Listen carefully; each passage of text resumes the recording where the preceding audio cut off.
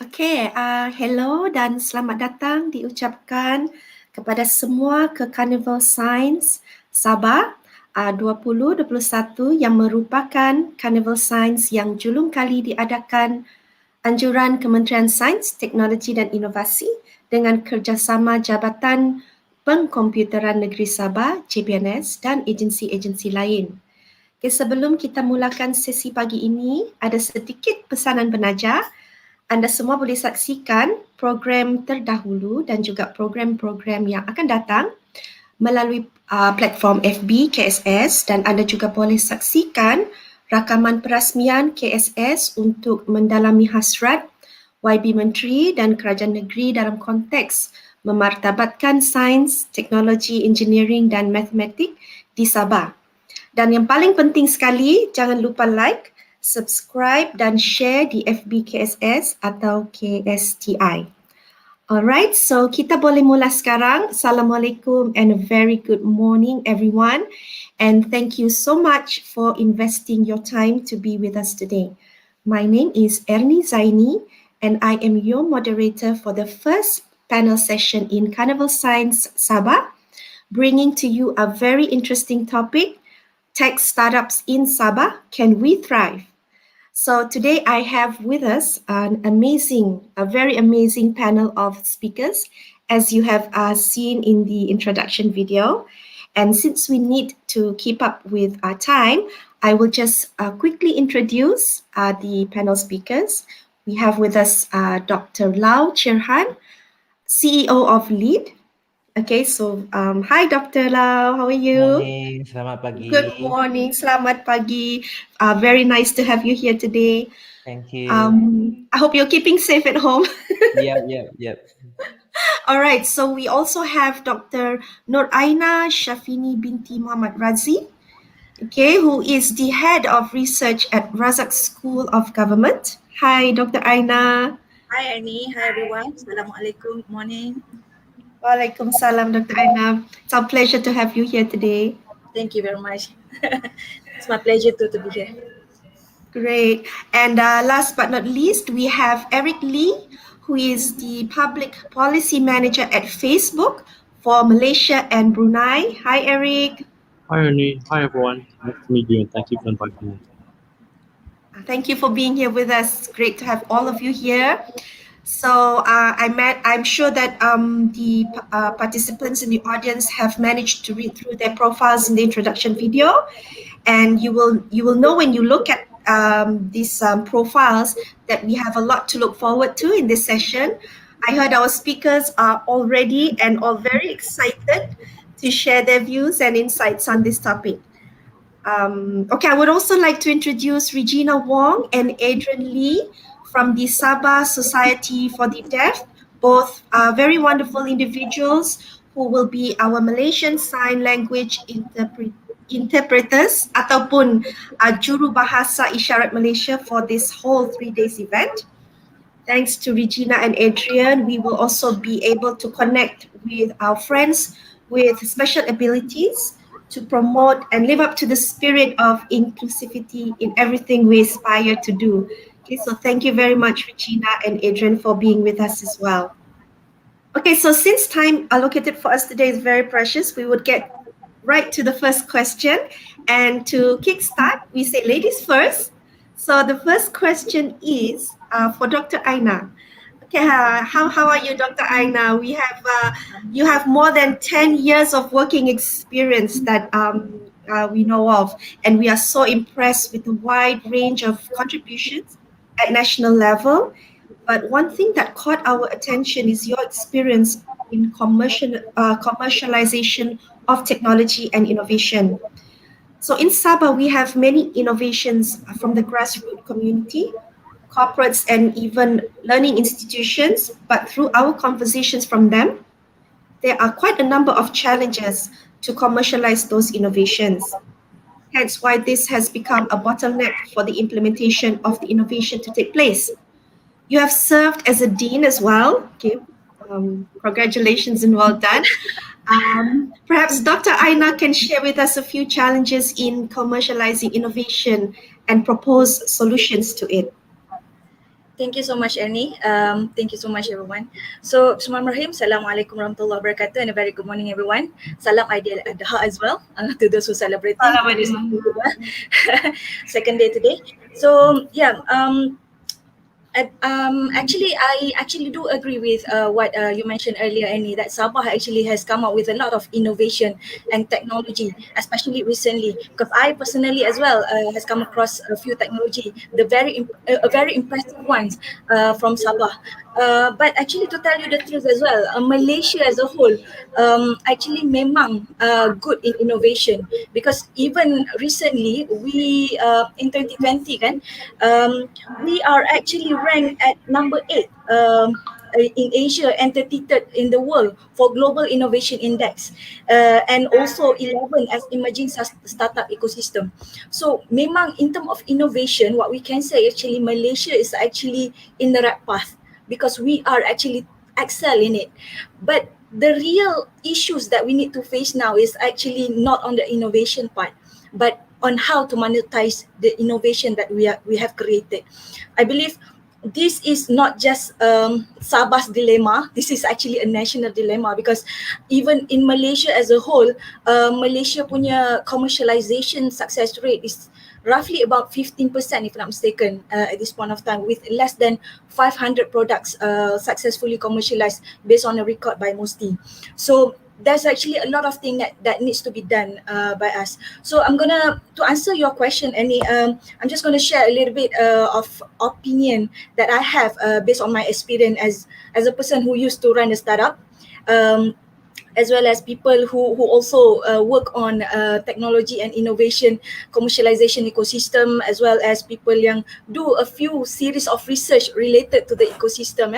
So actually, in most cases, there are actually 4 elements that contributed a lot to the challenges in commercializing a technology. The 4 things that need to be looked at is actually, the first one is actually the market of the innovation and products itself. And secondly is actually the readiness of the technology to penetrate the market. The third one is actually the team players.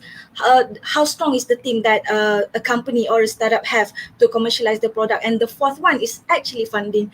Many people would actually say funding is the biggest challenges, but actually in Malaysia, we actually have quite a strong support in terms of fund, and I will just elaborate that further after this. So I'm just going to go deeper into each of this element to make sure that everyone that participate in the conversation today would actually understand what they should look at for them to improve the strategies in commercializing the products as well. So one of it in terms of market is actually among the most important thing that you need to look at when you have an innovation, especially even from the starting that you develop the product to itself. So many people actually fail to look at it, because if you look at the university, sometimes it's because of the KPI, they just produce a product more like that, but that is actually not good if you're looking into commercializing the product in the future. And then if you look at the market as well, is also something yang if you look for funding kan, the element yang being measured first when you by the funding provider, how well you know the knowledge about the market that you have. So this is why basically it is important for you at the first place, first identify which market that you want to penetrate, whether you do your product is actually something that can really cater the market requirement and so on. And then the third one, the business model as well, for you to penetrate and secure the market, because sometimes there's also an issue of mismatch of business model for you to offer. Say for example, I could recall the conversation in one of the discussion with Ministry of Agriculture that we have. We were asking on why the technology adoption by agriculture industry is a little bit slow in Malaysia, and the answer is actually because this is based on what they shared to us. The answer is actually because the most of the farmers in Malaysia, they actually do the farming in small scale. So if you want to offer an innovation, say for example, in offering a drone solution for them to adopt, it is good, but for them it's actually too expensive for them to adopt if you go straight fully individually. So what you need to do is actually in commercializing the solution that you have, you could probably consider to group them together, the farmers, a few of them, so that they can get a fixed price, a flat rate price, and then it is much more affordable for them to start adopting it. So that's one of the solution that you could actually look at. And if you look at the second element of it, the readiness of the technology, if you're looking into innovation and technology commercialization, one of the most important thing for you to have is actually IP. So IP is actually your asset, especially if you're looking into further fundings and so on.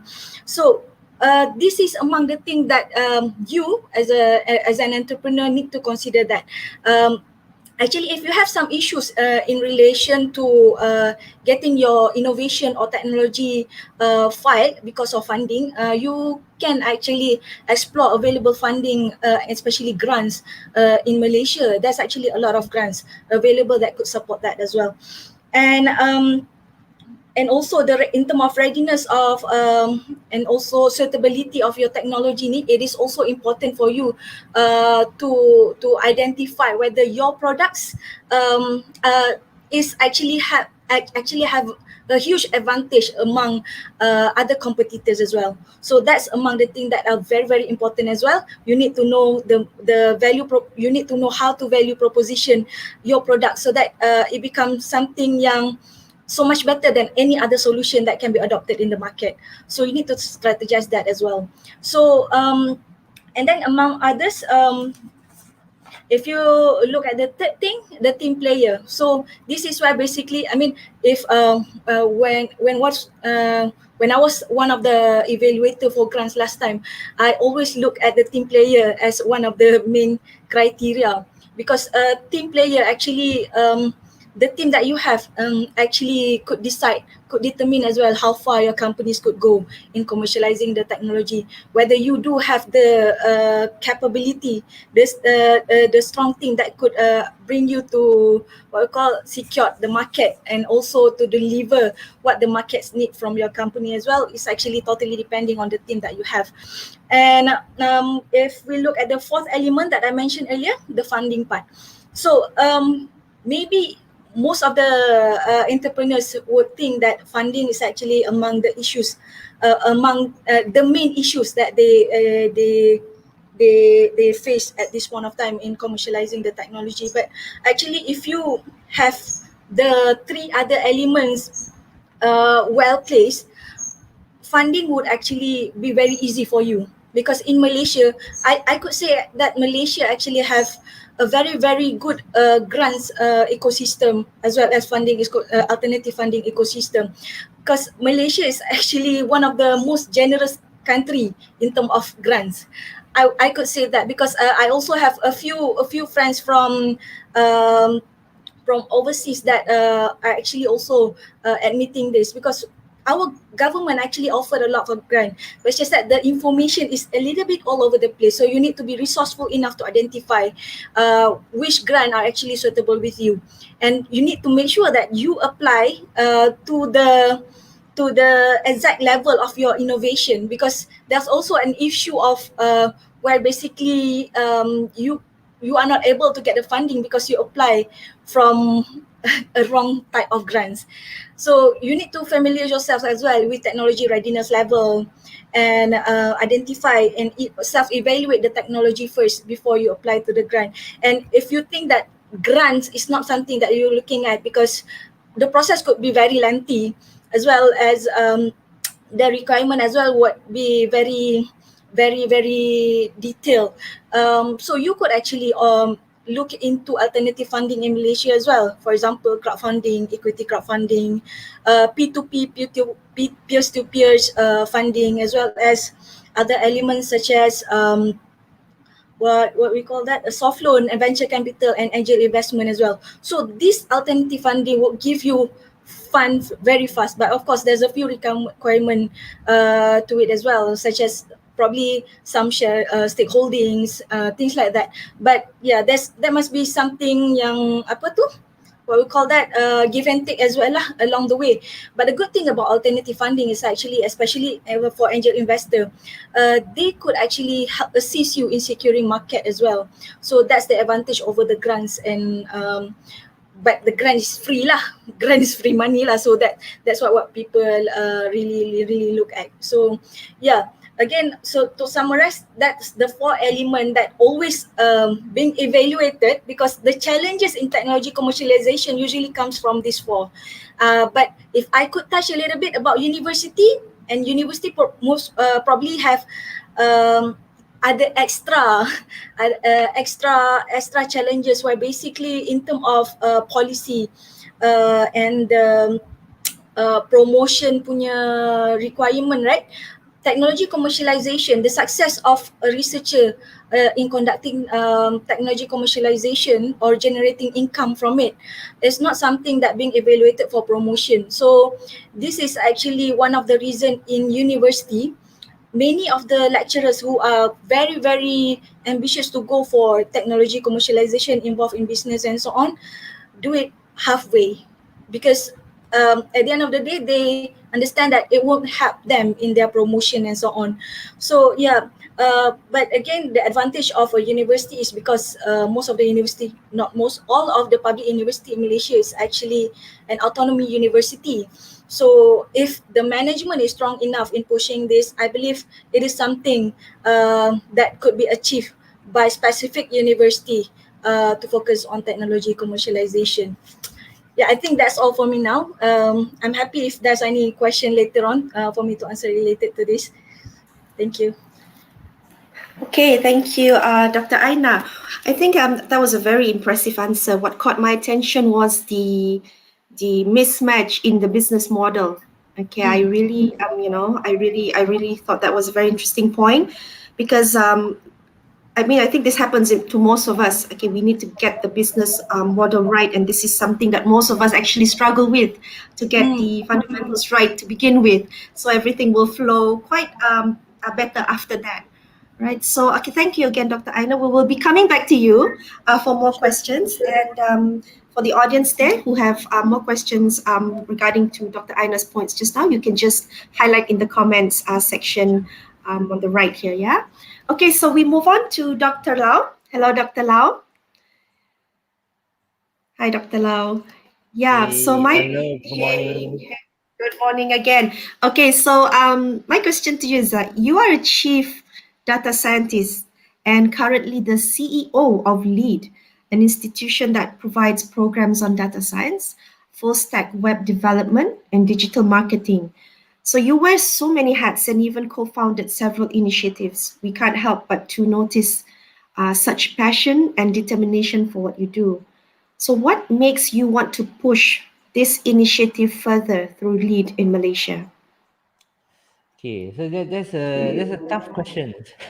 That's a good question. So a bit of backstory. I left Malaysia in year 2000. So at that time, people at my age, you know lah, we are a developing country, and not just a developing country, but we are a strong developing country, and we're progressing really well. So at that time, right, whenever we look around, I'm from Johor, so JB in particular. So when I look around, the only comments that we have is, we look at, we're only behind Singapore a little bit.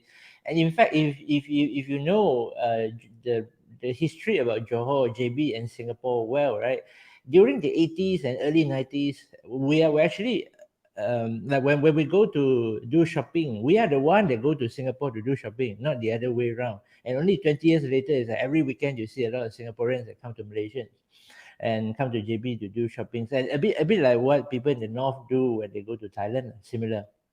And then fast forward 15, 20 years later, when I came back and I look at the country and how much we have progressed, and we realized that we have fell behind so much behind all the neighboring countries. I'll give you a few examples, right? And today, Vietnam has become a tech powerhouse or tech hotspot for their talents and their developers. A lot of people from not just within the region, not just within like Malaysia, Singapore, even people from the US, Europe, they came to Vietnam to hire right? And especially because Vietnam has a strong relationships with Australia as well. So a lot of my friends in Australia, they actually hire a lot of Vietnamese developers. And then Indonesian, of course, they have their own unicorns like Gojek, Tokopedia, and Thailand is growing strong in their e-commerce and logistics as well. And of course, Singapore, right? And a lot of people say that when they talk about unicorns that move to Singapore, the first thing that came to their mind is Grab, and but not to forget, we have other talents that flow to Singapore, and we have a lot of other types of companies, whether they are manufacturing, they are SMEs, they are tech startups, of course. They move to Singapore because of the better access of market funding and high-end talent, right? And if you look at some of the factors that we usually discuss in the eyes of the economics, let's say uh, access to the market, right? Populations and stuff. We are okay. We can't be compared with other countries like Thailand and Indonesia. But when we look at Singapore, right, there's no reason that we fell behind Singapore by that much. And especially when it comes to things like high-end talent, for example. So we rely too much on the low-cost labor, which I'll elaborate later on, right? And we did not really want to think how to innovate in terms of our business process. So after I've gone around to many countries like US, Australia, Taiwan, China, and we look at how they progress, and their growth is not linear, their growth is exponential. And the main reason that they grow so quick is because of the use of technology, right? Because when you use technologies to grow, when you use technology to scale, you don't have to be bogged down. I mean, you still need people, but you don't need that many people. So when it comes to increasing your marginal revenue, so or you want to reduce your marginal cost as close to zero as possible. And that's what motivates me to push through all those initiatives. So there are two sides, right? That's based on the questions. Why did I push so many different initiatives? The reason is simple. A lot of people, when they have doubts, this is like a common mentality here. They will wait and see, right? Especially SMEs, they have limited, like Dr. Aainaa said, you have limited access to funding as when they felt so, yeah. So if the government do not give them funding or they cannot get any grants, they will say, okay lah, kita tunggu je lah, wait and see. Or if the big brothers do that, like this time pandemic, last time we always tell them, oh, you have to. We didn't even tell them you have to do digital transformation. No, we just tell them you need to at least have a website so that we can install Google Analytics and help you to track where your customers come from. Google Analytics is free, by the way. Yeah. So they wait lah. They say, oh, never mind, it's okay. My business is doing well. And then pandemic comes, they got hit, and then they realize, alamak, we should have listened. Not to say listen to Dr. Lau, yeah, we should have listened and build a website earlier. So then only they start to pick up some digital marketing skills, learn how to create their own photos and then sell things online and stuff. Which is one of the good things that this pandemic has given us. Okay. So continue on that side, and we start to teach people how to do digital marketing, and then we realize that, oh, if we don't have these sort of initiatives, they do not see, and without seeing it, they cannot believe it. And then after you have digital marketing, then we need to teach them how to build their own websites, web applications. And one of the things that people did not notice is how China grows so fast. They think like China is like an overnight success, that sort of things. The main thing is that China did not stop at the PC era. They missed the PC era entirely. Most of them, right?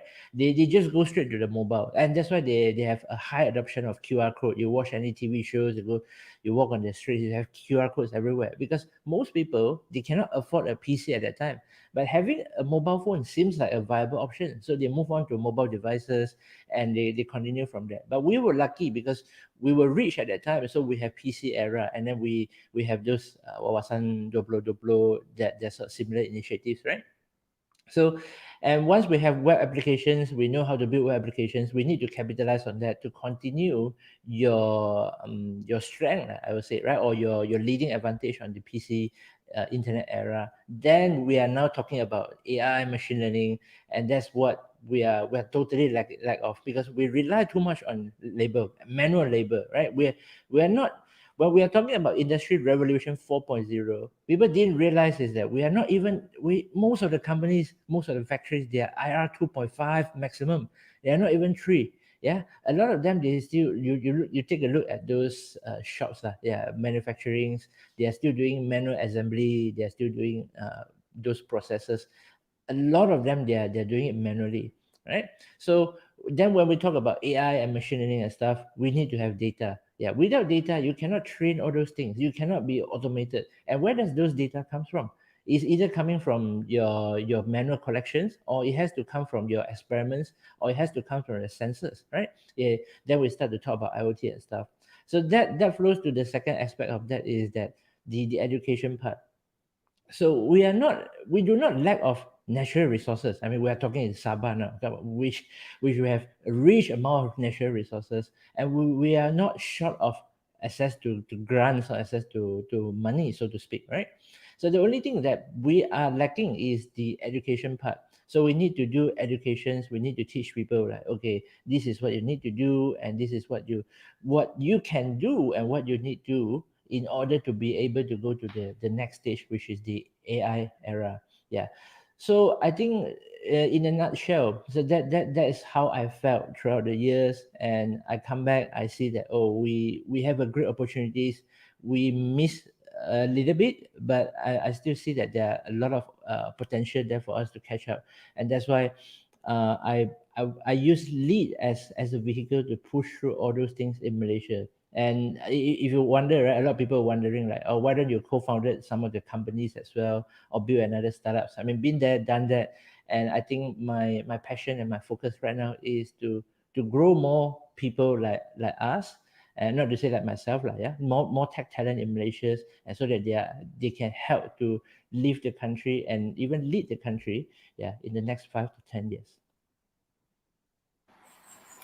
Well, thank you, Dr. Lau.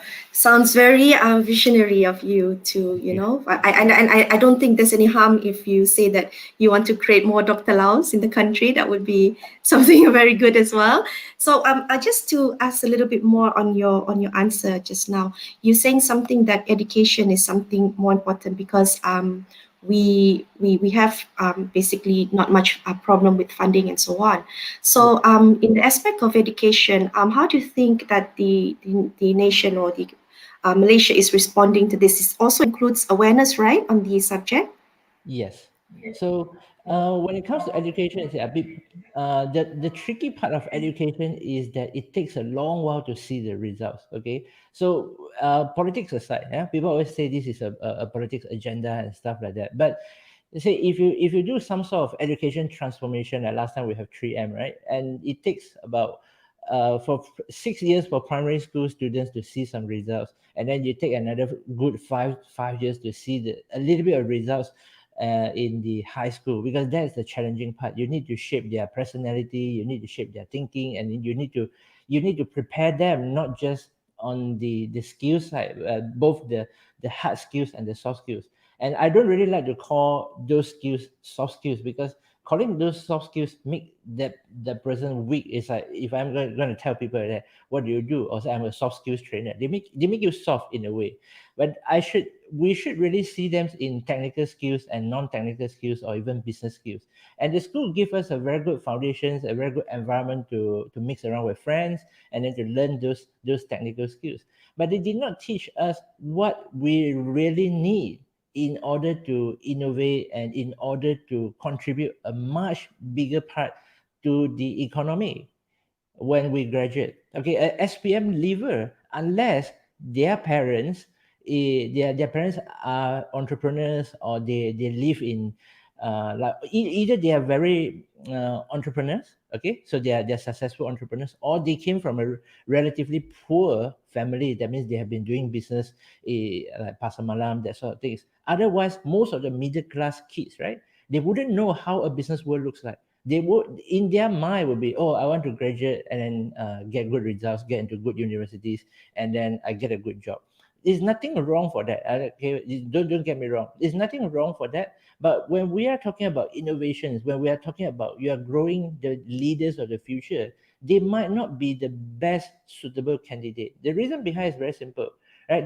Neither do them know that what the corporate world looks like, nor they know that how the people, the B40 and below, how they live their lives. So when you want to solve problems, These are the major markets, right, in a developing country like us.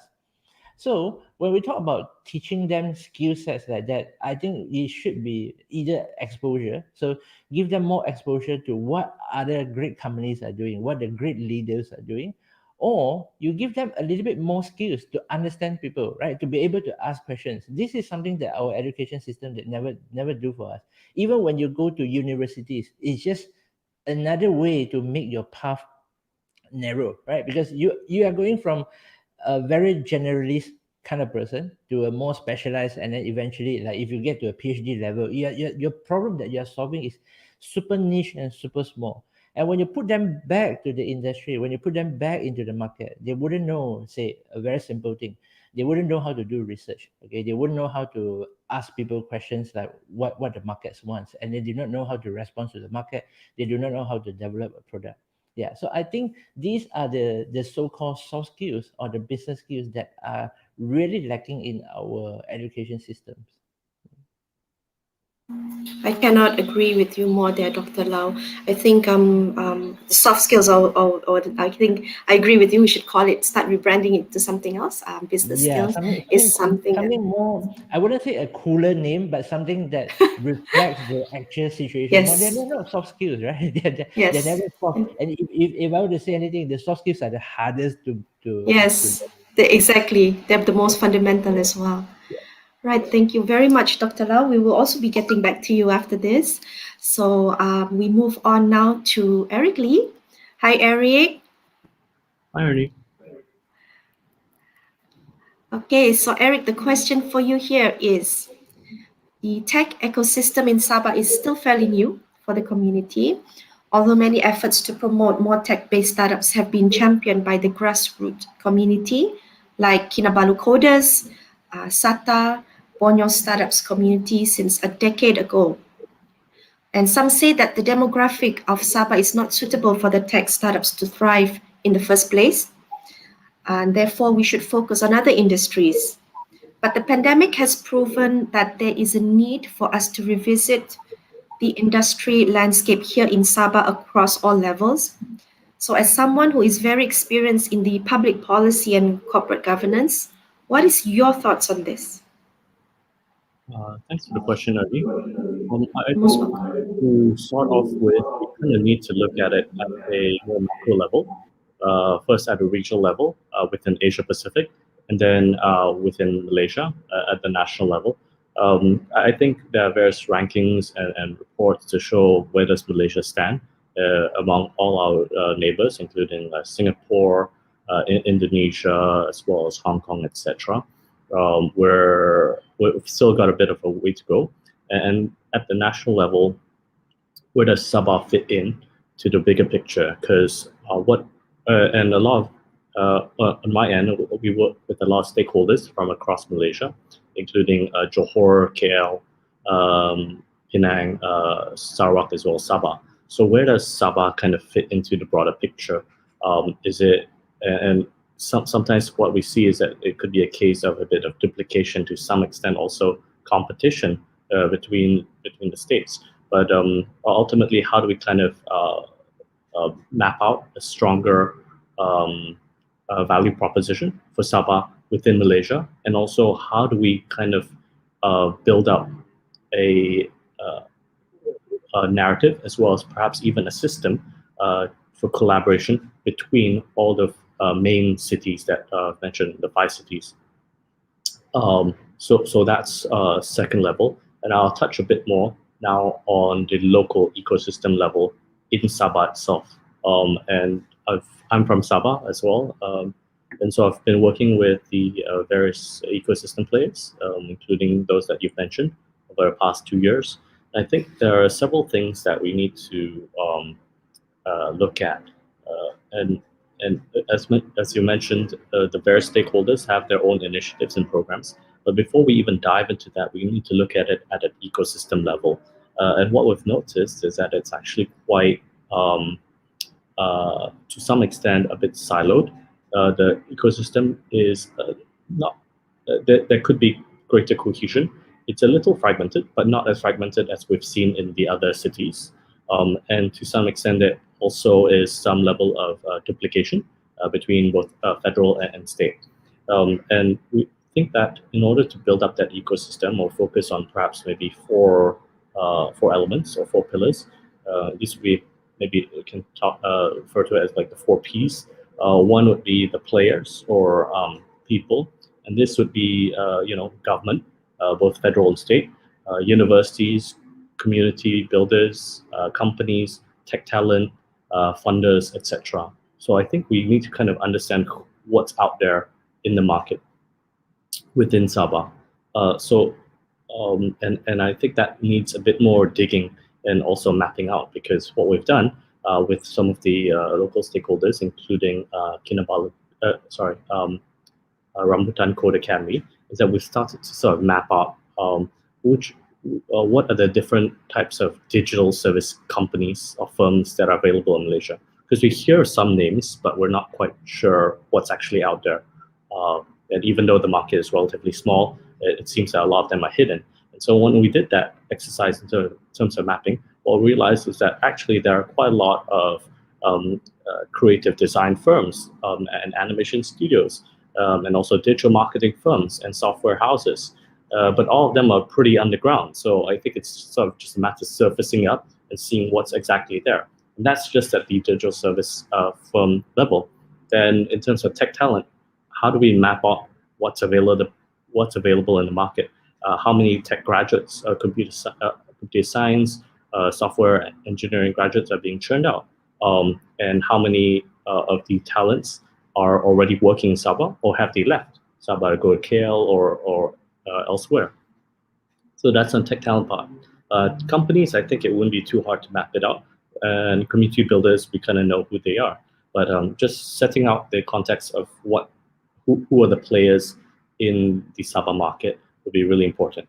And the second P would be places.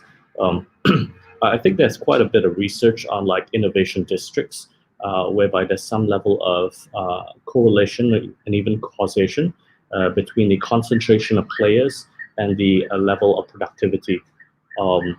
And this is what we've seen in a few other cities and states, whereby the ecosystem is actually quite dispersed. So although they're existing, they're kind of far apart from each other.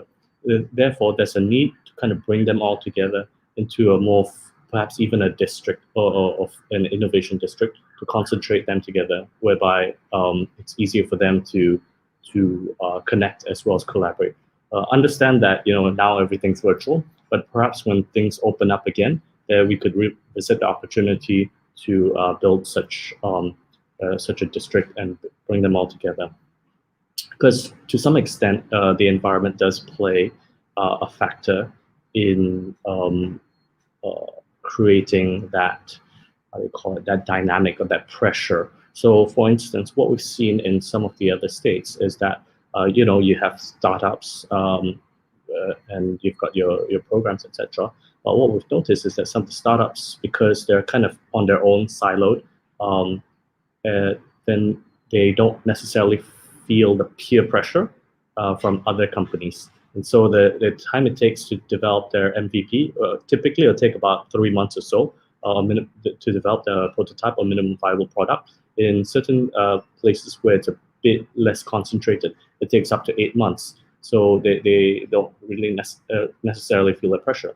Compared if you're in like KL, in a cluster like district like Bangsa South, where there's so many startups, so many players all together, everyone's kind of looking at each other. Oh, I gotta up my game. So that sort of pressure also adds to it, and that's great, because then you have a bit of competition within that community, and everyone drives each other. But if you're on your own, you don't have that pressure. You could take a bit longer to drive your company. And also the exposure. What's missing, what we've noticed also, is that a lot of the startups in more perhaps secondary cities is that they create a lot of what you call a Me Too type of startup. So let's create another e-grocery or another e-commerce platform, etc., which is quite easy to duplicate.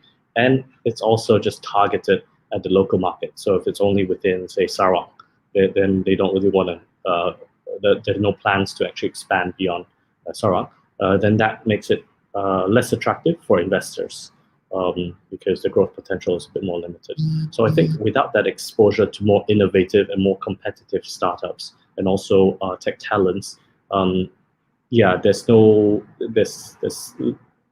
fall back to a more localized frame of reference, or the examples that they refer to or aspire to are a bit more localized. So we need to kind of expose them to more global or even regional and competitive types of startups.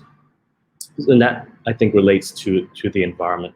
The third thing would be programs. So there are no shortage of like incubators, accelerators, upskilling programs, etc. But again, what needs to be done is a bit of a mapping out. And specifically for startups, there are different stages. So maybe you have a very early stage startup, pre-seed, and then maybe seed funding, and then eventually Series A, B, C.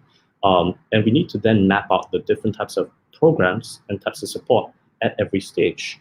And from there, we can then see, are we over-indexing on maybe early stage startups where there's a high rate of failure?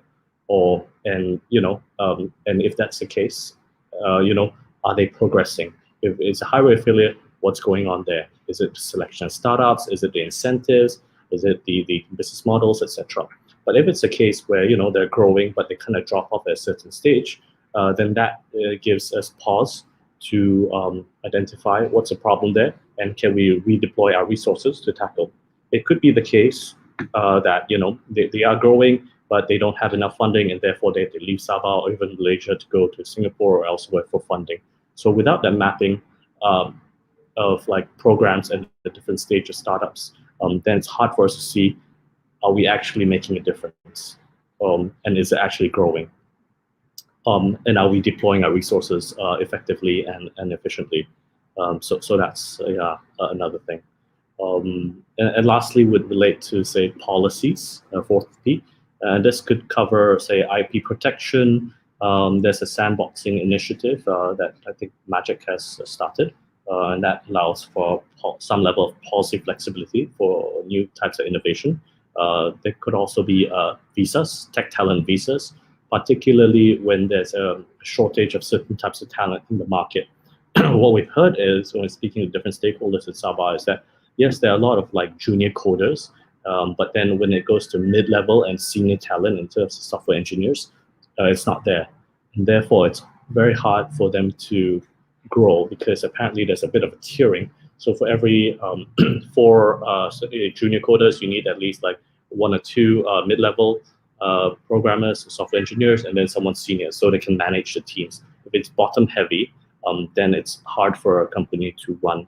And if there's a lack of talent or that specific talent in Sabah, then there's a need to either bring them in from West Malaysia or from outside Malaysia. And that's where the visa problem becomes a bit of an issue. So that's just an example of some of the policy opportunities to tackle. So I'll just stop there, but yeah, just to quickly recap, 4 Ps to build up the ecosystem in Sabah: players or people, places, programs, and policies.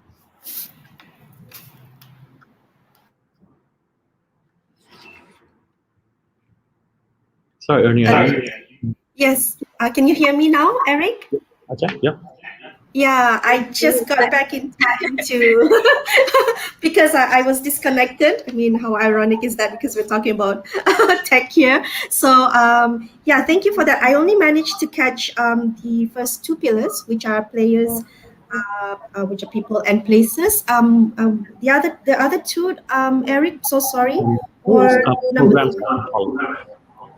programs and policies. And policies. Okay, I hope everyone else got the insights from Eric. I can't comment much because I wasn't in the conversation, but we'll get back to you too, Eric, later. So I think there was a question in the comment section just now. So can we just maybe divert a little bit and start going to, there's one from Sai Blossom. Is that how we pronounce the name? Is that Shai or or C. Blossom. The question is very interesting. How can jewelry use tech? Would any of the panels like to give a go at that, answering that question? How can jewelry use tech? Can I just briefly answer that? Just Yes, sure, Dr. Aainaa. a little bit. I think the most common one that the most common technology or probably the advanced thing that you can adopt at this point of time when you already have a business is actually a platform of e-commerce. That will probably very much easier for you to adopt at this moment because we have a lot of platform of that. We just need to probably explore the e-commerce platform that we already have, like the same thing like Lazada, Shopee, and so on. That's the most common one, and you can actually supply your products directly, even jewelry, because I do have a friend actually selling their jewelry through this kind of platform. So yeah, you might want to explore that. That's the first one. And along the way, if say for example you are also involving in the manufacturing activities of the jewelry itself, you might want to adopt some robotics kind of solution or any related innovation to it as well along the way.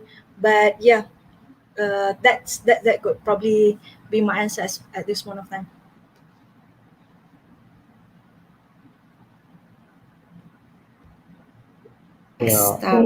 Yeah. I would agree. Is this Eric? Yes. Yes, Eric. Yeah, I think jewelry need to maybe like many other products, you can look at it from both the manufacturing side as well as the marketing and selling side. So manufacturing depends. If you're manufacturing in bulk, then I would imagine you need to adopt automation to speed it up. And on marketing side, it'll be fairly straightforward, e-commerce and digital marketing. And there are a lot of platforms out there, as well as programs to onboard and to train you in digital marketing and e-commerce.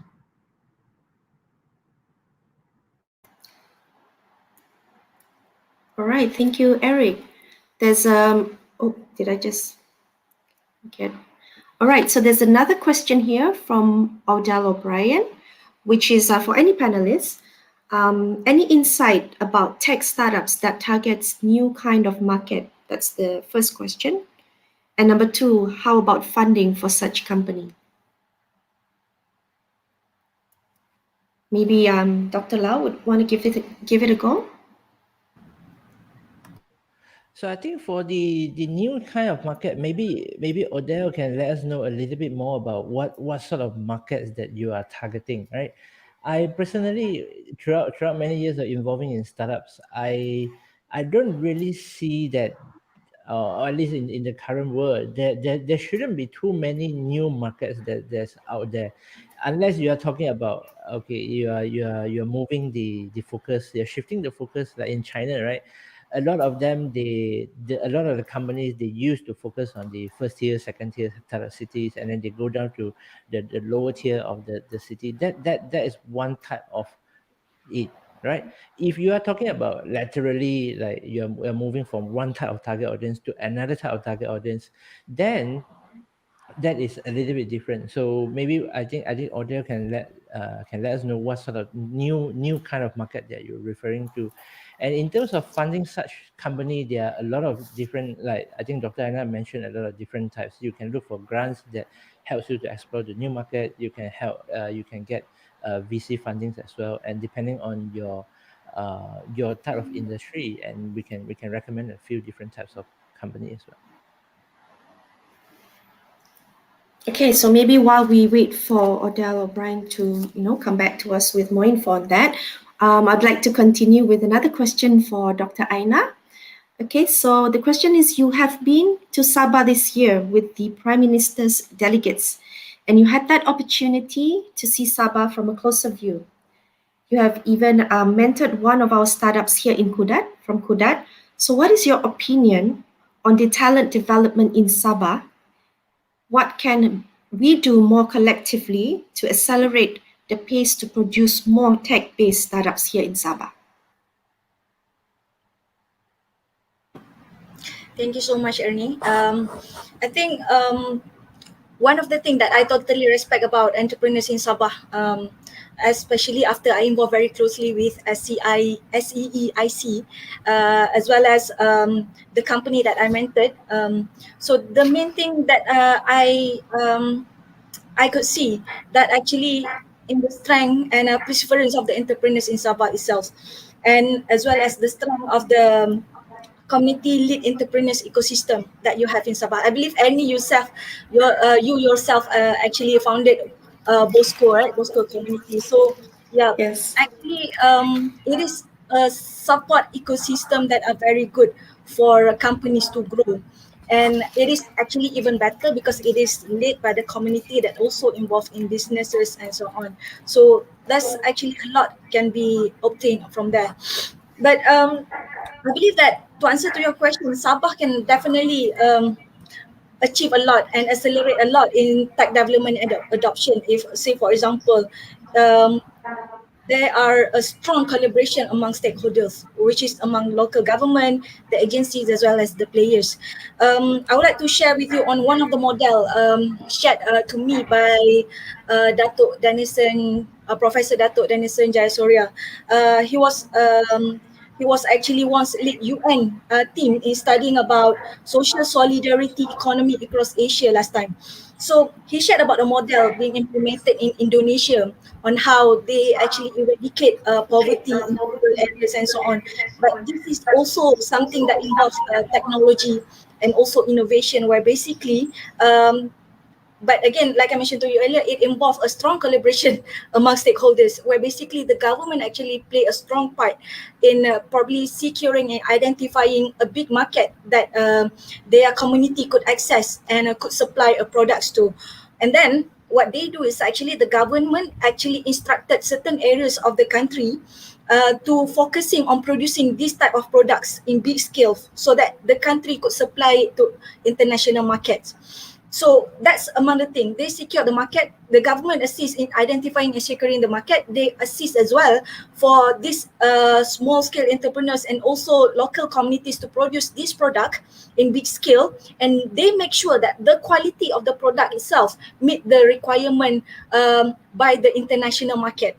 So that's how the government could probably really play a role in doing this. And that is why basically I believe if Sabah would want to focus on this, the government would definitely have a better control in it. And then when you secure a big market for the state, for the people in the state to produce in big scale, you actually can control on how many tech that can be adopted, can be developed, and also it will definitely benefiting the state itself directly in terms of economy benefit, and also it helps to eradicate poverty at the end of the day. So yeah, that's probably one of the things that I could propose at this point of time. But again, even if we look at how Alibaba has helped to grow certain region of China as well, is also involved in securing the market and develop the region based on that. So yeah, that will probably my answer to that. Thank you, Dr. Aainaa. So when you say by securing the market, it also means that collaboration is key.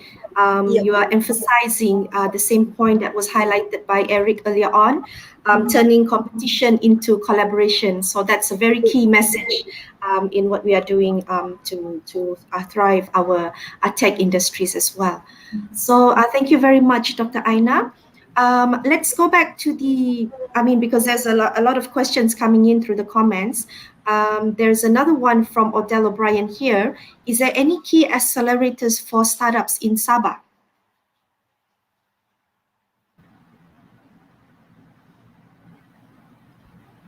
Any potential? I think this is what Odell O'Brien means. I think in Sabah, I mean personally as an external parties, I don't see any direct accelerators being developed in Sabah, but SEEIC is actually working very closely with Magic and actually channeling a startup in Sabah to undergo an accelerator program with Magic. So maybe Odell O'Brien, what you can do is actually to get in touch with SEIC and try to what we call participate in accelerated program from there. Yeah, I think they are all here also today, so you can connect with them while we are in this program as well, Odell. Yeah. Okay, so move back to Dr. Lau. Dr. Lau, there's another question for you here, which is what do you think of the landscape in Sabah? Yes, we have our own challenges, and most prominent is the internet infrastructure. I think I've just been, Yep. I've just been facing some experience here. So, but at the same time, we don't want to lag behind, especially in the space of technological advancement, etc. So, Sabah is huge, and there are so many opportunities our youth can tap on, especially from the rural areas where challenges in the community have made them more creative and innovative by coming up with these solutions. So, what are your thoughts on this, and what actions should be taken by the community, the private sectors, and even the government to ensure, while waiting for the infra to be approved, our youths are still able to explore on technology and innovation? Yep. So I think just now Eric has laid four very great pillars and set the Pillars. stage very well for us. And yeah, Ernie, you have just experienced the infrastructure problem there. So Yes, and live. yeah, live, yeah, first hand experience. So you can see that the infra is definitely an issue, but I think I don't know how to put it in words. If I were to tell you, in Peninsula, even in Sarawak, right, we face the same issue as well. So my parents' house is about 10 minutes drive from the town center, from the, let's say, IKEA, from the Jasco, Aeon, Tesco, 5-10 minutes drive from there. Okay, and they have been waiting for Unify for more than 8 years, and we still cannot get a port until today. Yeah, so the only time that finally my parents got it, because somebody moved out of the house and they terminate the Unify so that they get it. And we're still looking at 5G and wondering when is 5G is coming again. So definitely infrastructure is one of the issue. But I think Sabah, one thing good about Sabah is that we have good populations. We have about 3.5 million, so it's similar to what Johor has. And like I mentioned earlier, we have great amount of natural resources. And the key here is or something that makes people wonder is that how come we still have high amount of poverty issues and unemployment issues. I think this is something that we should definitely look into it, and that's where the opportunities are. And earlier on, I talked about cheap labor as well, right? So if that is the case, because we have a lot of rural area and Sabah or East Malaysia in general, right? We have strong culture factors. We have a lot of good Aboriginal cultures. We have a lot of those things that's well maintained and well retained. So I think after the pandemics, uh, many SMEs should look at scaling their business by not hiring so much or not relying so much on the foreign labor. Yeah, and they should focus more on the business processes.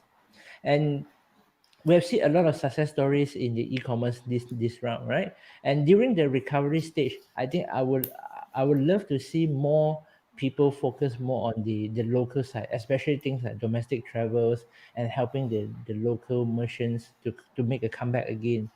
And like Dr. Aainaa said, right, we are not short of fundings at all, yeah. But in order for the youth to be able to innovate, there should be more initiatives to raise the awareness, and those are the things that that's not trained in school. I mentioned earlier, and so in terms of the government, the role that government is playing, right, I don't think they should focus so much on giving out grants instead.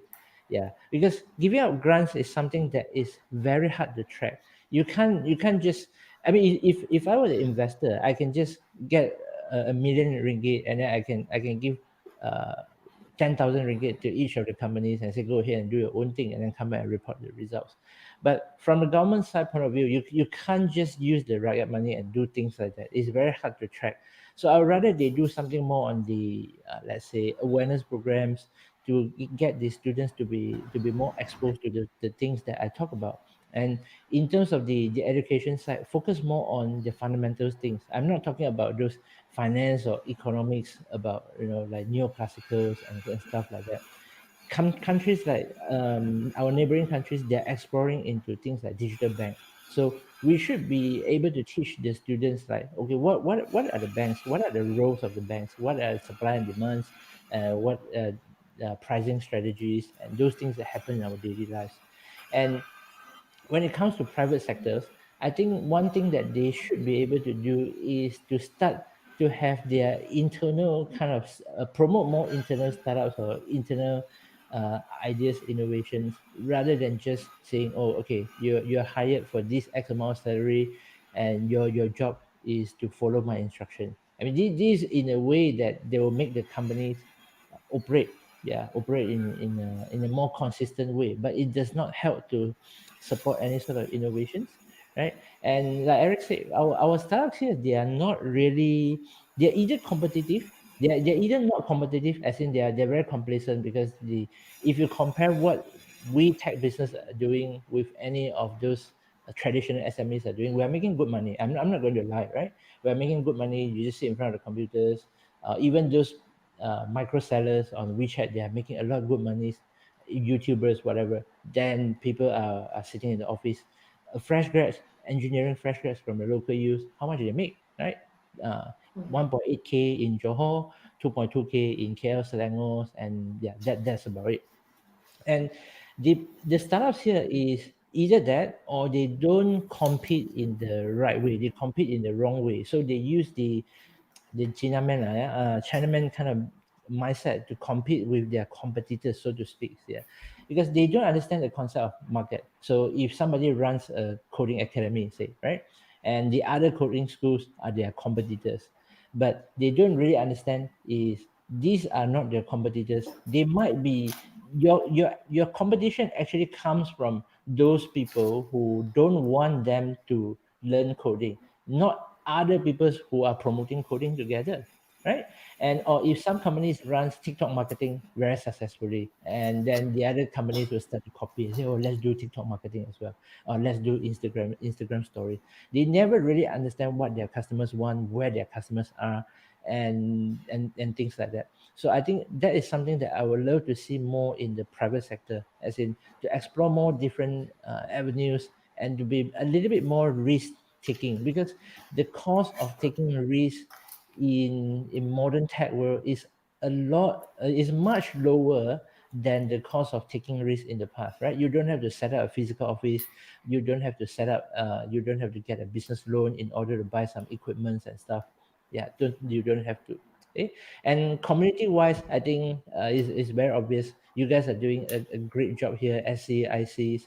I was a former Magic, so I set up the Magic Academy, and we were the first one that brings speakers and events to KK. The first time I still remember back in 2014. Yeah, it has been a while. So in terms of the community side, we need more community builders like you all. And something that I've always tell Vivi, unfortunately she's not here, in the past, is that we don't need more tech people, we don't need more tech founders in terms of the community building. Yeah, we need more people like Vivi, and we need somebody who is able to stand up and say, look, we need a program, we need a structure. All the time, the every single community builders, community leaders in tech, right, they have been copying the same style that the US are doing. Okay, we copy the Silicon Valley style. It's very obvious, it's very clear. It's nothing wrong to do that, but we don't have a structure. Yeah, you can keep we can keep running events like this, but there's no progressions in terms of, okay, so what's the next event? And if there's nobody stand up and take the way and lead them and say, look, after you have run this hackathon, you should channel X number of people and take these winners to another accelerator who is willing to partner with us. And after they have gone through the accelerator programs, and you should take them to the VC and ask the VCs to evaluate their ideas and see how we take that to the market and stuff like that. So this is the part that we are missing. We don't have a program, we don't have a structures. All we have are events. Yeah, so that's a bit of my observations and my opinions. And yeah, Sabah has a great potential if we are able to fix those things from these few key aspects. Yeah, thank you, Dr. Lau. Taking from your point there on the, the strength of the community builders, community leaders that you've mentioned, for example, like our dear Vivianti. Yes, the follow through is also very important. Like you mentioned there, yeah, we need to have that continuous and close loop so that we can actually see the impact from all those community-driven initiatives, innovation initiatives that we are delivering. So thank you very much, Dr. Lau. We have the response from Odell O'Brien here. So the reply to the panelists is, I'm not sure how I can discreetly explain the market, but one example product for the market is thermal screening kiosks with facial recognition for premise entrances. So Okay, maybe I'll yes, take this one maybe since I yeah. asked him the question earlier, right? So this Yes. is definitely not a new market, so to speak, right? When we say new market, probably you are referring to things like, for example, yeah, if you're referring to Bitcoin, then there's some sort of new market, new player in the finance market, or you are referring to, but your case is no, it's just a new product, right? So thermal screening kiosks with facial recognition, a lot of companies they are trying to do that, yeah. But end up, who is the winner? It is the small little, the temperature, the thermostat that put outside the shops, and then with a digital, and they just with some text to speech say, oh, you're okay to enter the building and stuff. So if you want to use that as an example, then you have to look for your where's your minimum viable audience, right? Who are the people that will need your product the most? You can't just go around and ask those people that do they need that. Let's say you go to those coffee shops, right? You go to those kopitiam, and then you ask them, hey, do you need this? They probably not, because there's no reason that they will want to invest something like that. And you should look at places like let's say shopping malls or office buildings that they have high number of consistently the same amount of people, right? The same group of people entering the building in and out. Then those are the places, or for example airports, hospitals, that need this sort of requirements. Yeah, they have these requirements. So I think it's more about, like I said earlier, it's about the research process to understand the needs, understand the wants, and identifying who are your minimum viable audience and where the target audience is, rather than it's more of the typical process of startups, yeah, than breaking into a new market. Okay, thank you, Dr. Lau. I hope that answered the question to Odell O'Brien. Before we move back to Eric, there's just another question here from Charles Eric George, okay, which he says here, good morning. The topic today indeed is very interesting. Thank you very much.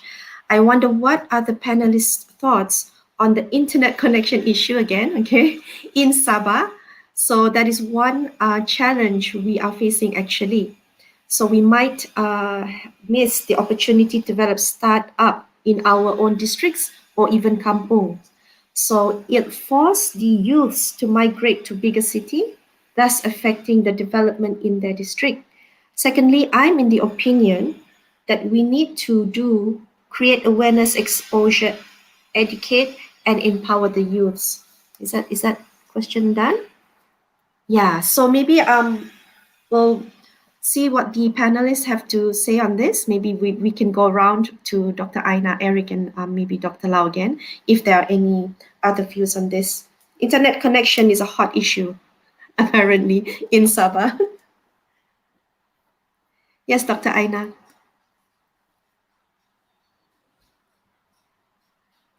I think you're mute, Dr. Aainaa. Sorry.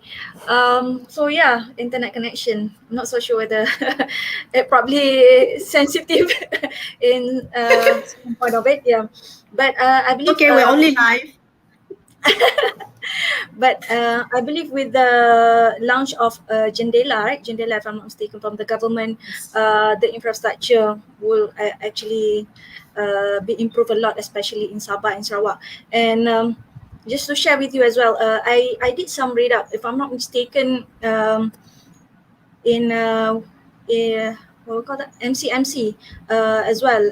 Actually, in in a planning to probably, not so sure, offering a satellite coverage for Sabah and Sarawak in the near time to improve the connectivity as just an interim solution while the government are developing the infrastructure as per Jendela's plan. But I cannot really recall the source of that, but I did some reading on that previously. So hopefully this kind of solution can actually helps a lot Sabah and Sarawak in the near time.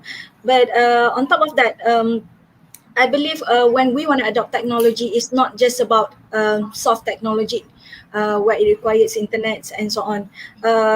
We could actually also look into the development of hard technology as well for it to be adopted and being used in Sabah. So hard tech, like for example, a technology that does not require internet at this point of time, but something that useful for the community to adopt and produce new products and so on. So that could be considered on top of others that are related to internet connectivity.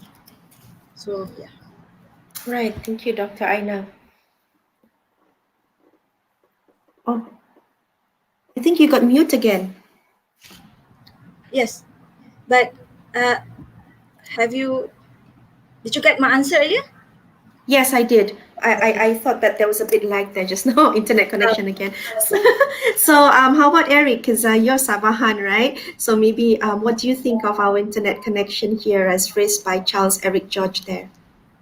I think there were two parts to the question. One was the internet, and the other is how to empower youth to create startups. With regards to the first question, I don't think I can comment too much apart from that. It's under MCMC, and I think that's already the Jendela plan, and they'll need to work closely with the state government to drive that up. And then the telcos will need to be involved in rolling that out.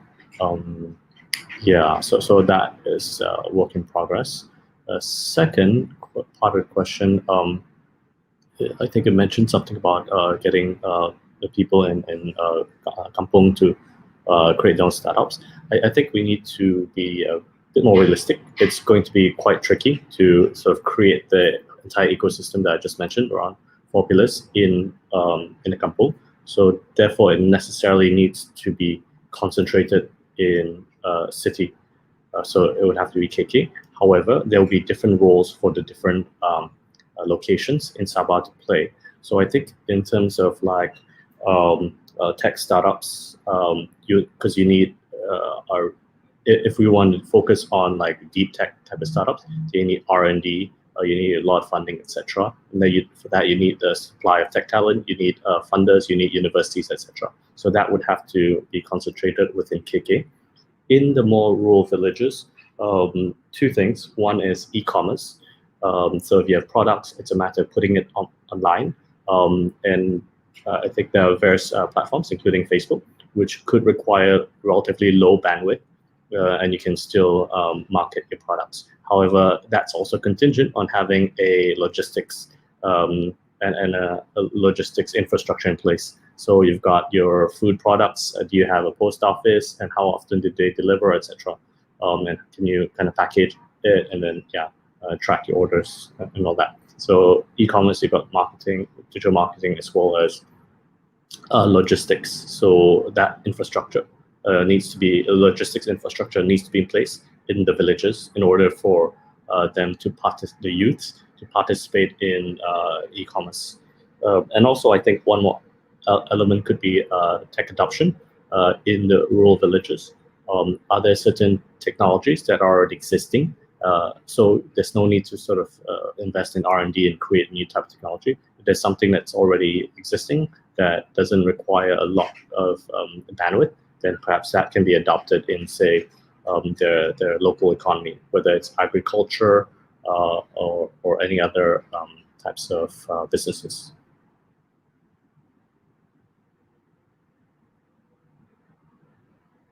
Sorry, Ernie, I think you're on mute.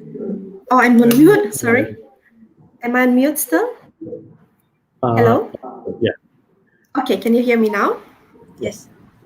Yeah, so I'm still on Eric here, right? So, I mean, being a Sabahan, right? The agenda for pushing technology and innovation here in Sabah is something that must be very close to your heart. So perhaps you can also share with the audience today, especially the tech startups community, on the potential and future of starting their tech venture. Yeah, I think there'll be about 4 opportunities. I think I've touched on them a bit. One would be for tech startups. We have to sort of create that entire ecosystem, which would involve, and particularly if we're looking to focus more on deep tech rather than app development. So deep tech would be like agri-tech, cybersecurity, AI, advanced manufacturing, robotics, etc. So that one requires funding and also research and development. So that's one. Well, it's a bit more of a long-term game because it may take years to actually create an innovation that can be commercialized. So that's one. The second is e-commerce, and this would be relevant for more of the rural economy or suburban areas. How to get everyone online. And we do have our training programs with MDEC, and we're also working to roll it out in Sabah on digital marketing, how to sort of, get the sellers and even fishermen, because we have some case studies in, say, Miri, fishermen using a technology to market their products, and also in West Malaysia, like Sekinchan, what they do is that they use Facebook Live to do online auctions of and online sales of like their catch of the day, and that's kind of very relatively low lift type of adoption of existing technologies. So you just need to learn how to use Facebook and how to go online and put the products up there and just get the word out. So that's more for e-commerce, and also that's contingent, as mentioned, on the logistics infrastructure. Third would be tech adoption. If there are existing technologies that are already in place, maybe we just need to scale it up in Sabah, whether it's drone tech, whether it's manufacturing, and service type of technologies as well. So messaging bots, automation, etc. So all these technologies are already existing. There's no need to kind of create. We just need to scale it up and get, say, the local companies to adopt it.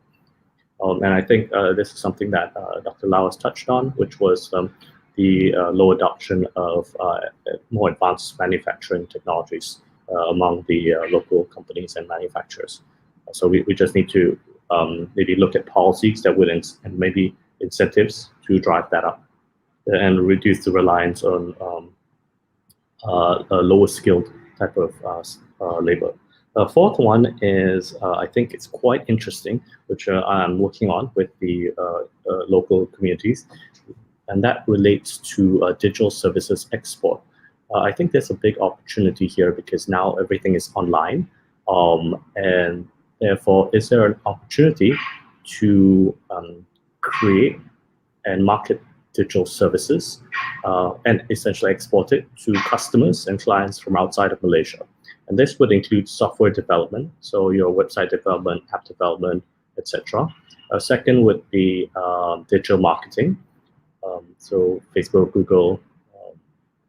And thirdly would be creative design, so your animation, video editing, branding, etc. And all these types of services can be delivered online. And if they can be delivered online, they can be exported virtually. And that's something I'm keen to sort of explore with the local communities, how we can build that up. Then it's a matter of then training the local talents and plugging them into the local companies and marketing the services and essentially bringing in revenue and hopefully create more jobs in Sabah. So those would be the 4 areas of opportunity. Well, there seems to be a lot of potential for us here in Sabah. With all that, Eric, how long do you think these efforts will take to materialize? Do you have some sort of indication on how long? So it's really as fast as we want it to be. So for e-commerce, it's really just a matter of scaling up, pushing it out, getting more sellers micro entrepreneurs online to have an online presence so they can be discovered and teaching them how to offer their products and how to market. That's one. And provided, again, there's the logistics infrastructure in place, then it's just pushing up and upskilling training. Second is tech adoption. That will require perhaps some policy changes and some incentives to incentivize and even push local companies to adopt such technology. So that will require mapping out what are the key industries in Sabah, what's the available labor-saving technologies that could improve productivity, efficiency, and kind of having that conversation between government and industry as to what do they want or need in order to adopt such technology. And therefore, what policy changes, tax incentives, etc., that needs to be created to allow that adoption. Thirdly, for digital services export, I think we can move pretty quickly in that, and we already are. It's just a matter of mapping out all the digital service companies in Sabah, well, vetting through that they are of certain quality that would satisfy international clients, and then compiling them together and marketing them, and also sort of standardizing the processes such that we can, then have a release straightforward funnel and we can track along the way. So that's thirdly. Last one, tech startups, particularly focused on deep tech.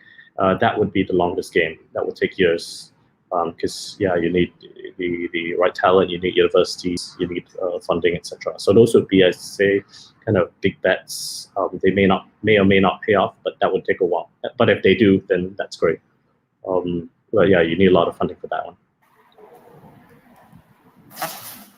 Okay, so that's excellent. So basically, to move quickly, it is important that the ecosystem reaches out to each other and grab all the opportunities to maximize the potential from this, right, Eric?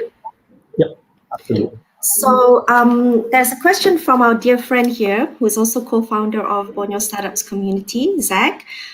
He's asking the panelists here, regarding looking for new source or reference, where can we get latest data regarding tech, startups, etc., related to Sabah? Well, if I can respond to that, I believe this is again, like I mentioned to you earlier, one of the concern in Malaysia, because most of the data in Malaysia is actually a little bit all over the place. Because depending on how detailed the information that you want, generally you can actually try to look for the information from Department of Statistics, either publish reports or probably a report that you can request to them specifically on Sabah and so on. And on top of that, there's also mydata.gov that you can access, but I think the data itself is a little bit outdated.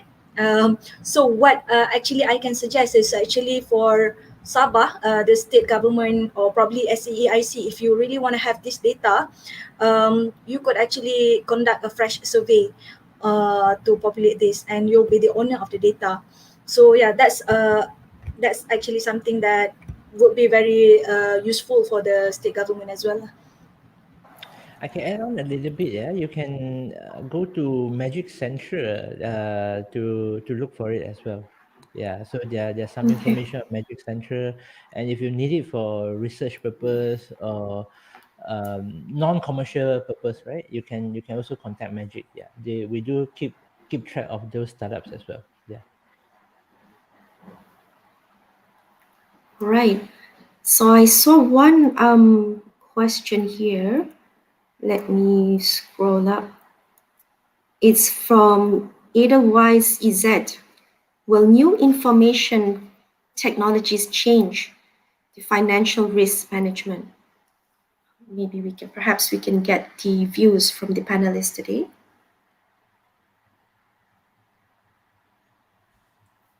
Who would like to start? Maybe Dr. Lau is ready to. He's ready with his mic open there. So, information technologies, right? You need to understand the hierarchy of what we call the DIKW framework. So it starts from the wisdom, knowledge, information, and to data. So what happened in the past is that we have been gathering information because in a way, right, the technologies, the cost of the storage, they do not allow us to keep track of all the fine-grained data. So we can only keep those clean data. And most of the time, let's say if you specifically mention about financial risk management, whether you're talking about fintech, bankings, or the way that your stock portfolio or whatever, right? A lot of time, the analysts last time, they can only base on very basic or very stagnant information. For example, until today, like, yeah, when you want to apply for a loan, right, you can only get it if you have 3 months payslip, and then you have what do you call it, EPF, right? You submitted your EPF, and that's the easiest way to get a loan approved. If you don't have that information, even a businessman, right, they will question you a lot of things. They ask you to submit your balance sheet, your P&L, your SSM, whatever.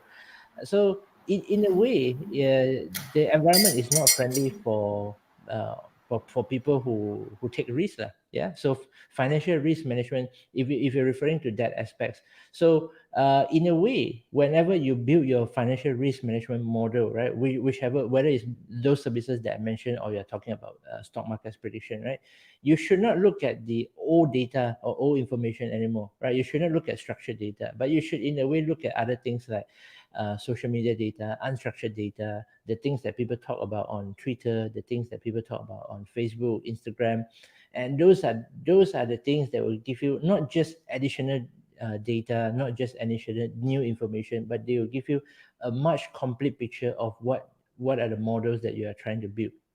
And if you want more a more recent use case studies, right, you can look at Wall Street Bets and how those people's redditors affect the share markets. Yeah. And of course, people will argue that not everybody's on the Wall Street Bets. Some of them, they are actually investors, right? Yeah. So you can see that social medias and the other unstructured data information can help you to be, or can be used to be a much accurate indicators for those you want to use in financial risk management. Okay, what about Eric? What is your view on this, Eric? I'm afraid I don't have a lot of experience with financial matters. Yeah, so I can't comment as much, I'm afraid. Yeah, Okay, that's it's a different subset, different area altogether. yes. No worries. Perhaps Dr. Aainaa, would you like to add? You're still on mute, Doctor. Sorry. Well, I think same case like Eric. I don't actually have a specific experience related to this, but yeah, I believe Dr. Lau has answered the technical question. Dr. Lau has wrapped it up for everyone. Yes, thank you, Dr. Lau. Right. Thank you, Dr. Lau, for taking it for the I'm not panelists. from finance background as well. It's just that I know the typical framework of using unstructured data for a lot of traditional information, not to say new or old. Yeah. Yes. Thank you very much, Dr. Lau. There's another question coming once again from Charles Eric George here. You can see in the comment section. He says here, I personally do hope that federal and Sabah government will create more opportunities to the communities, especially the youths. Of course, Jendela Prihatin will help, but I hope more fundamental needs will be provided as well. So his next question is to all the panelists, what do you think the federal and the Sabah government should do apart from the plan and current strategies being implemented for the betterment of Sabah at large in terms of technology and innovation? So I think Charles is looking for more answers here. So perhaps I'll just throw it to any of the panelists who would like to give this a try first.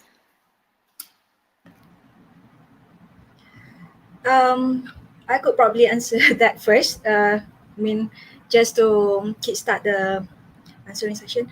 So yeah, I believe in my personal point of view, one of the best thing that the government, federal government and also state government could offer at this point of time is actually in terms of the bridge between the facilitation that could be offered to all startups in Sabah. So say for example, I believe SEIC has done a wonderful job in doing that, in bridging all the startups, and also getting the startup in Sabah works together, and SEIC bridge them to Magic to get the some facilitation that could be offered, accelerate this program, even funding matching as well, and so on. So this kind of thing actually need to be scale up further. You know, this kind of facilitation actually could help a lot for the industry in Sabah to develop and grow, and also give the even economic impact for the state itself. So I think that's the most important thing now. I mean, considering that with or without the jendela, this is actually something need to be focused on by the government. Okay, thank you, Dr. Aainaa. From the rest of the panelists, there are a lot of questions coming in. So if there is, maybe we can move on to the next one, because Dr. Aainaa has answered that one already. There's one from Priscilla Fong. Hi, she says, number one, Sabah lack initiative in exposing children and teenagers towards STEM education in Sabah.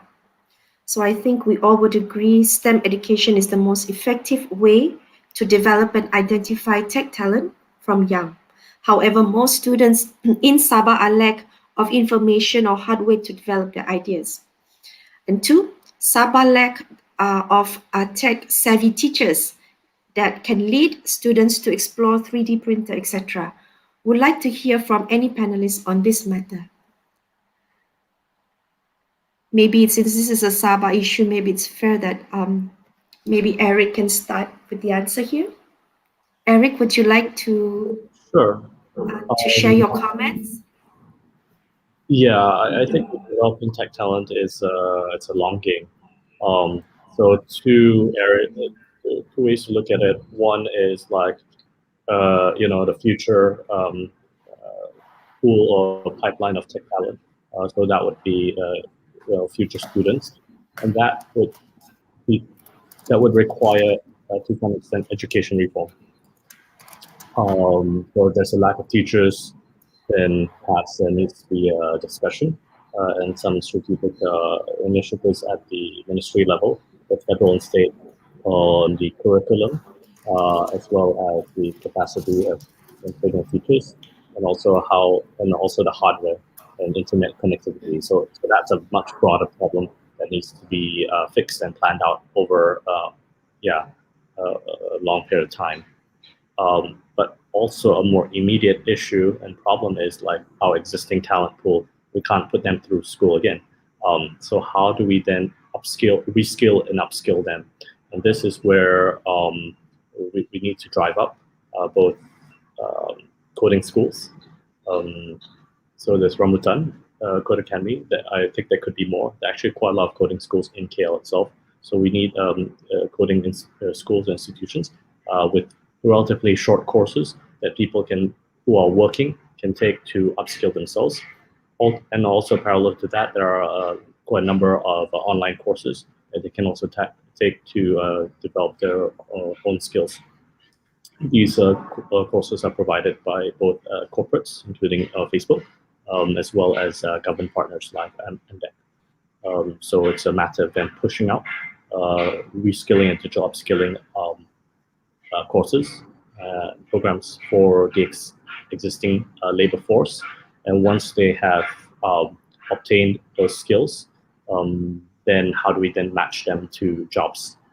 And I think the opportunity now is that, when I talk about jobs, very often, they think that, you have to go over the KL to find higher paying jobs. But I think the opportunity now is that because a lot of these digital services can be performed online, and they have been performed online for a while, how do we then create those job opportunities in Sabah itself, such that there isn't a bit of a brain drain? So those will be two areas. One is educational reform for a long-term future pool of talent. And second is with the existing pool, we need to ramp up upskilling as well as job matching.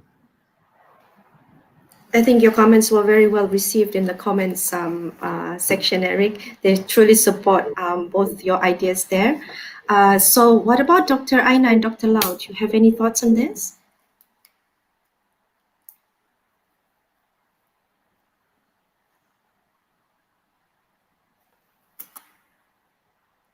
Or if not, we can go to another question here by Charles Eric George.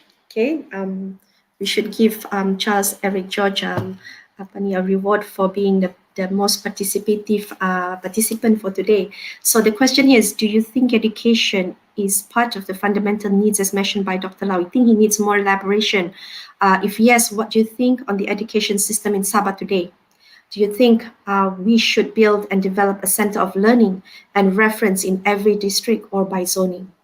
This is going a little bit deeper into the subject. So any response from the or thoughts from the panelists on this? Yep, I think I can take this first, right? The Yes. future of school or the future of learning, so to speak. So let's take a step back and look at what is a school, right? A school is actually a product or a sub-product from Industrial Revolution 1.0, because the market really needs a lot of generalists or people with a standard skills level that as soon as they are produced from a place, all right, and they can put into the workforce, labor force, and start generating value immediately, right? But a lot of those has been replaced by machineries, machines, and also the IT stuff, whether it's computers or AI robots, it doesn't really matter. But what I'm trying to say here is that a school is a product, is a design that has been 100 over years old, is proven. You can look at the entire market, right, or the entire world. A lot of things has been innovated. You change the way you live, you change the way you travel, you change the way you buy stuff, but you never change the way you learn, right? There's something fundamentally wrong or ridiculous to a certain extent, because why are we still using a system that has been there for 100 years? So the future of learning is that it's not so much about like what Charles say. It's not so much about having a center everywhere. It's not so much with internet and technologies. It's not so, and even if you say that, okay, the network is not stable and stuff, that will affect your learning experience, but it shouldn't affect your learning delivery mode. Okay, you get what I mean, right? So you can download ebooks, you can download workbooks, you can download videos and watch and learn at your same time, at your own sweet time. So why must every, this is a question when I work as the state advisor for smart city. This is a question that I always ask: why must we all go to work at the same time? We all know that the kids need to go to school at a specific time. That's because, okay, we follow the system, right? And then we wake up, and then they do the prayers, they go to school, and then parents go to work. But in today's world, it shouldn't be that way anymore. And if you can allow, not to say flexible working hours, staggering working hours, 7, 8, 9, 10. So not everybody needs to go to work at 7, 8, or 9 or 10. That you will significantly reduce the traffic problem in KL or Selangor, right? So come back to that question, is that why do we still need so many learning centers? The way that you really need is you should really be thinking of who to learn from, but not where to learn from. You shouldn't just go to school because you need to obtain knowledge and you need to obtain skills, but you need to go to where the teachers are. For example, okay, you know that Ernie is an expert in energy field, right? And Ernie is running a course, and I'm not expecting Ernie to be a teacher that runs course 24/7, 365 days, like a teacher. Then you can ask Ernie to design a program with some sort of facilitators, and she is still the experts to oversee the entire course. And you should, the future of learning should be something this way, and not so much about a teacher speaking in front to 50 people, and these 50 people go ahead and do their own stuff. And we are basically just doing this over and over again, right? Somebody teaching in front of the class, you ahead, go and learn. If you can absorb, good. Okay, you are the good ones. And those of you who cannot learn, okay, you'll be filtered off, and I don't know what's going to happen to you, right? If you cannot pass SPM, your future is uncertain. Yeah, so it shouldn't be that way. So go back to Eric Josh's question. If I were to comment on that, no, definitely not. Not to build more learning centers, not to do more district or geographical kind of separation, segregation, and all. Right, is to be able to identify more good teachers, and you learn from those people. And if you not to learn from a school, but you learn from a person. Yeah. Excellent answer, Dr. Lau. And since we're still on you now, there's a question directed to you from Justin Leong. Dr. Lau, what books would be suitable for students who are interested in startup? Okay. I think this question, my answer will interest Eric a little bit as well, right? Peter Thiel, 0 to 1, make competitions irrelevant, or competition is for loser, because Eric has a very interesting background as well, similar to Peter, legal background and working in tech startup scene. So my favorite book is this. So 0 to 1. I'll paste the link in the comment section as well.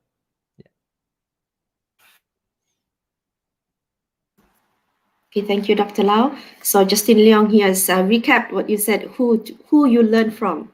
There's a good green tick there, not where you learn from, and identify more great teachers. So that's something that we should all inspire from today. So we are running out of time, but there's just one question before we wrap up. This is to all panelists, maybe as like a takeaway for all our audience today. Since we're all facing kind of a downtime here, not only here, in the rest of the world as well, what would be your takeaway motivational message? Okay, some sort of, inspiring or motivational message for our aspiring tech entrepreneurs out there. So I'll go back to ladies first. Maybe Dr. Aainaa, if there's just a key takeaway that you would like to leave us with.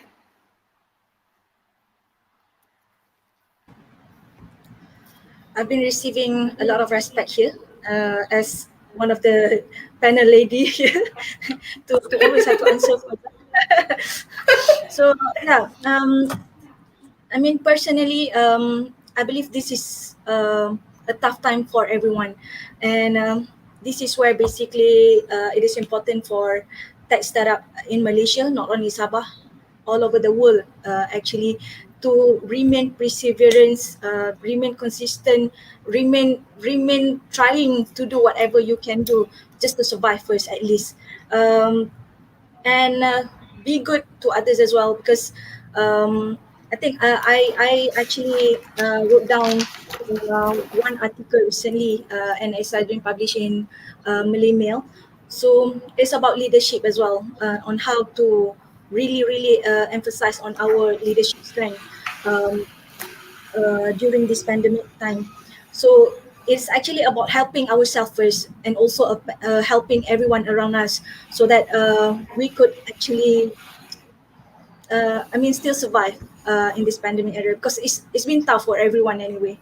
So yeah, I mean that's good, probably the main key takeaway from me on that part. Thank you. Thank you, Dr. Aainaa. That's a wonderful message. Be good to others. I mean, being a good leader is will not carry much weight unless we're not good to others, because everybody needs each other more so at these times. Okay, so what about Eric? Eric, your key takeaway, motivational and inspiring takeaway for everyone here.